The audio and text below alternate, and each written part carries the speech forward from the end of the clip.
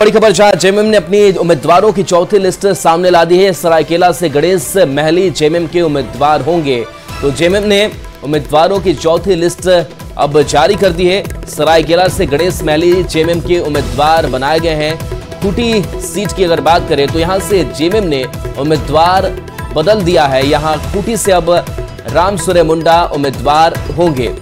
तो जेएमएम ने अब तक 42 उम्मीदवार के नाम घोषित कर दिए हैं।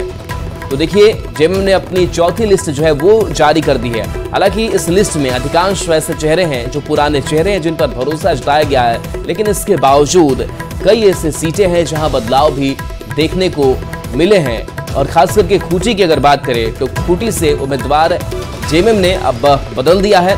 42 उम्मीदवार के नाम घोषित कर दिए गए हैं। खूंटी से राम सूर्य मुंडा अब उम्मीदवार होंगे।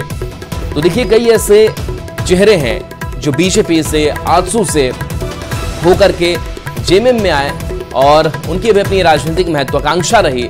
अविनाश हमारे साथ न्यूज 18 संवाददाता जुड़ गए हैं। अविनाश, क्या खास इस चौथी लिस्ट में जेएमएम के?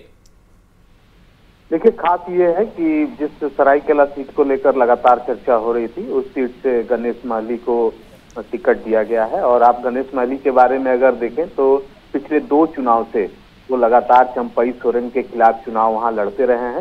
फर्क सिर्फ इतना है कि इस बार जो दल का जो सिंबल है वो उलट पुलट हो गया। मतलब जो सिंबल से पहले गणेश महली लड़ते थे, अब उससे बीजेपी के चंपई सोरेन लड़ेंगे, और जो चंपई सोरेन लड़ते थे उस सिंबल से गणेश महली लड़ेंगे।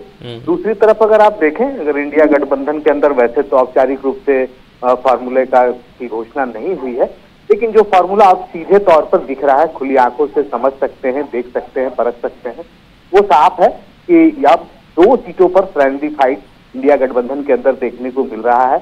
वो सीट विश्रामपुर है, जहां पर आरजेडी और कांग्रेस दोनों के प्रत्याशी आमने सामने होंगे, और एक